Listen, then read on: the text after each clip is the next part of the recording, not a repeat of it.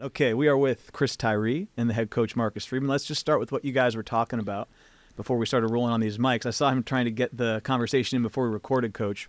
Yeah.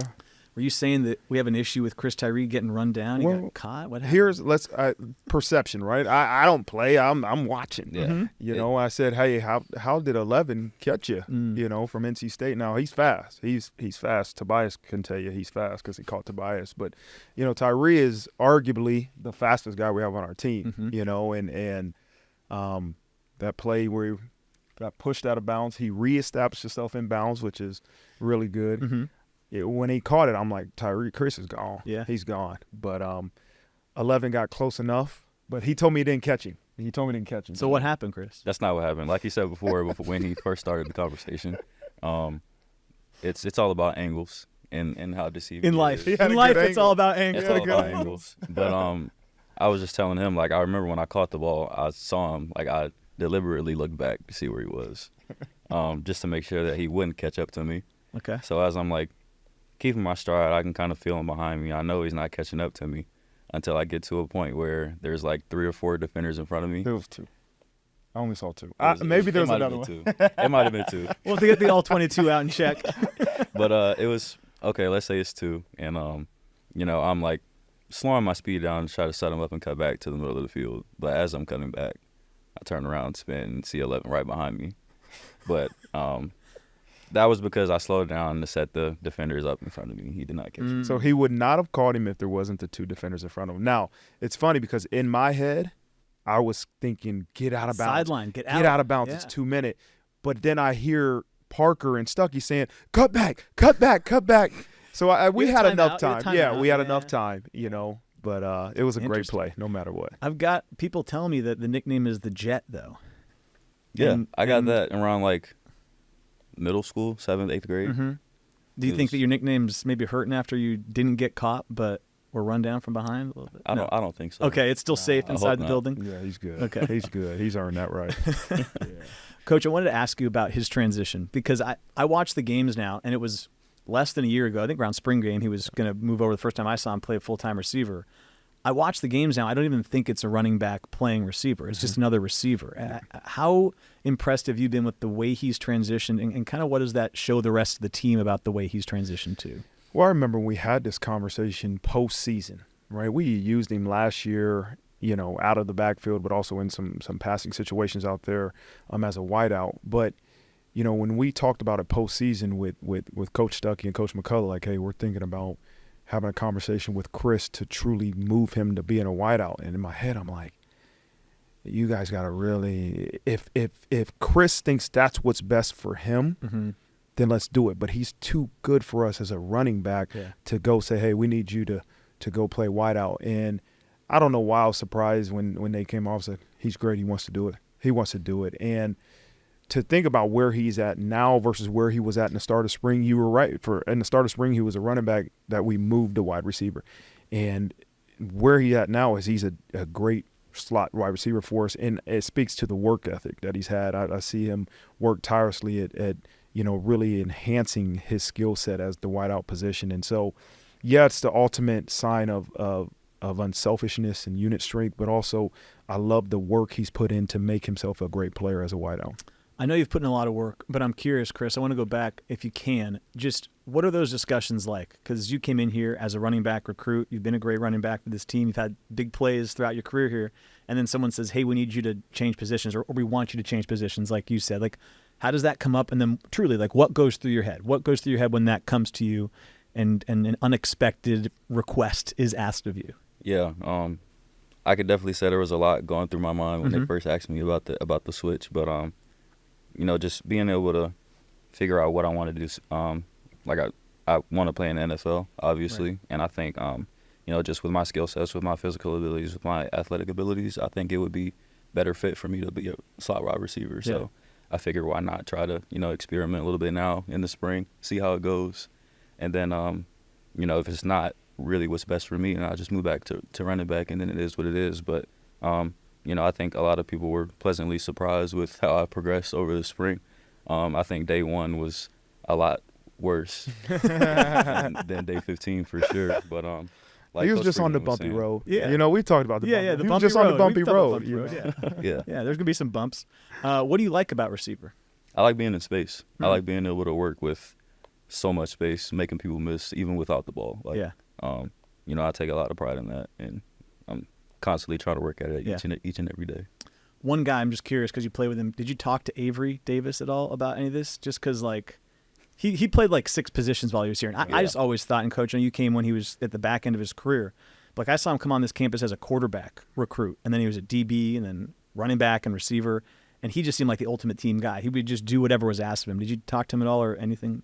Take anything from him? No, not about the switch. But one funny thing about that, I remember watching film with Audric. It was like maybe a week or 2 ago, and he's like, "Man, you kind of look like AD," and I'm like, "What?" But you know, like the more we were watching it over and over again, it's a weird resemblance. Yeah. Yeah. I'm curious about this guy to your right. Coach Freeman's now in his 2nd year as a head coach, but 3rd year on campus. What do you like about playing for Coach Freeman? Oh, man, don't do this right here in front of me. Man, one thing that I like is just the competitive nature and environment that he brings to the table every day. That's something that, you know, I had a lot growing up, like playing football. You know, I had a team where we didn't even really like do drills. We just showed up, warmed up, and just scrimmaged every day. Sounds kind of fun. Yeah, it was really fun. Yeah. But you know, just being able to have that competitive edge, not being able to lose it, and then just constantly being pushed each and every day is something that I appreciate. And you know, I think it's something that's really special about our program. I want to talk about Raleigh a little bit. Delay, I mean, it was like 2 hours, right? Yeah. What do you got? Tell me what the locker room is like for that delay. What do you – we talked last week about do you ever run out of things to say? Yeah. Did you run out of things to say? Last week you had they plenty don't. to say and you just went to your own corner. And Yeah, they don't want to hear from me during a 2-hour delay. Like, you know, listen, the probably biggest over-exaggeration is the head coach is going to get you so fired up to go out and do some things right before the game. You know, that happens in practice. I try to say my most motivational talks for practice days that these guys have class all day, days these guys are tired. Like, that's when we need them to go. They're ready to go in the game. And so, you know, you talk about we first thought it was going to be a 30-minute break. Right. So the players are kind of just hanging out, you know, in their position groups, and coaches went to the coaches' locker room and were talking and about adjustments. And then when we found out that it was going to be a longer delay, you know, it gave us an opportunity to kind of just get around our players, talk about any adjustments that we need to make from the first quarter. And then that was 30 minutes. And then you got another 30 minutes where they were kind of just leave them alone. Yeah. Let them go be with each other. And coaches kind of went to coaches' locker room and relaxed and just hung out. It was like a long pregame. Yeah. Right? That's what you do in a locker room on away games. Like, you're sitting in the locker room like, when are we going to go out for warm-ups? Right. And then the last 30 minutes we got going. But, you know, we fed them a lot of hot dogs, right? So I've heard. I personally did not have a hot dog. Okay. We had wraps. Let's I make got you. sure. Yeah, I've heard there were plenty of yeah, wraps, there but was some wrap. people were opting for the optional Yeah, hot dog if there was a chance to get I their mean, hands is on it. anybody surprised Audric had a hot dog? Like, No, I these mean, surprising things. it's No a- surprise I there. mean, JT might have had 2. Yeah. What were you doing, Chris? As an older guy, were you feeling like you had to talk to guys, or you guys just doing your own thing? Just trying to pretend like nothing was happening? What was going on? It was weird because I had never been in a game like that before where there was a delay. You know, just not knowing when we were going back, I actually took a nap for about 10 minutes. Oh, really? Yeah. Okay. So, like, I had my towel over my head, I had my headphones in, and I was, like, actually, like, I had my eyes closed for a bit. But, like you said, we were just spending time with each other, talking about the game. Maybe or maybe not tuning into some other games as well while we're sitting in the locker room. But, yeah, we were just waiting to go back and play. Either you guys surprised when the first play went for 80 yards from Audric? Were you guys expecting something big right out of the tunnel?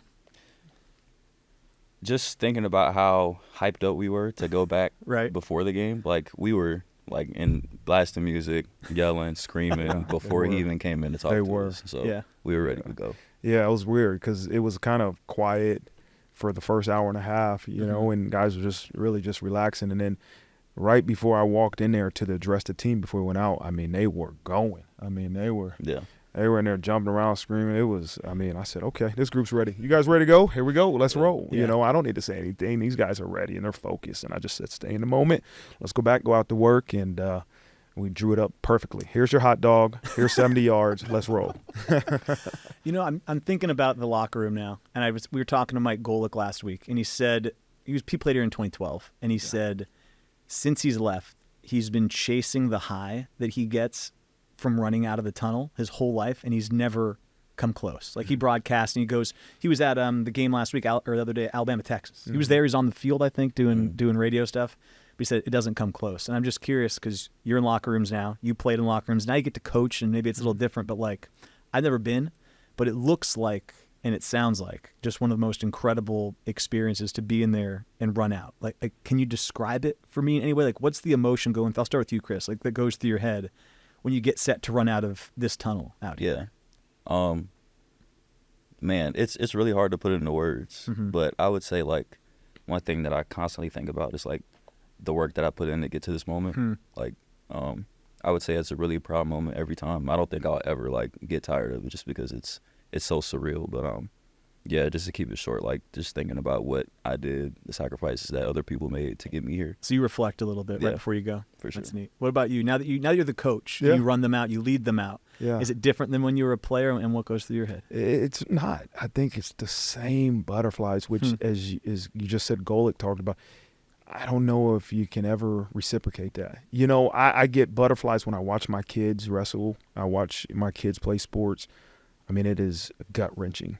But to run out with these guys, like, it is it's hard to describe, as Chris just said. And then once you get to the sideline, you're good. You put your headset on, and they'll put the helmet, and now we're ready to go. But those moments building up to coming out of the locker room and running on the field, man, it is an undescribable feeling. But I love running out with these guys, you know, and that's what's special, man. You run out with a group of guys that work their tails off tirelessly. They trust you as the head coach. It is a privilege of a lifetime to do that. I'm just curious now that he's made this switch and he's got this full year at receiver. Just what are your hopes and what do you look forward to seeing Chris do this year and then beyond whenever his time at Notre Dame is done? What excites you about Chris Tyree? Well, he's going to have a decision to make at the end of this season. Man, I would love to have him back for another year. Just putting in a plug, but you know, yeah, come on back. You come co-host the show if you want. Yeah, he is. He's just done a great job, and I want to see him continue to excel, right? And I'm talking about as this season goes on. You know, it's such an unselfish position compared to running back. A lot of times you know when you're going to get the ball in your hand. At receiver, you have to go as hard as you can, and you never know if you're going to be rewarded for that on every single play. And so he just keeps doing what he's doing. He's going to continue to get the rewards like he did last game, and I see his production continue to raise too. And he's a joy to be around. He's a great leader for our team. You know, and Chris doesn't speak a lot. You know, but his actions, man. Yeah. This dude comes to practice every day, man, with a smile on his face, and works tirelessly. And he is a great leader for our group, man. He's a great example for the younger guys. And so I just look forward to watching him continue to excel.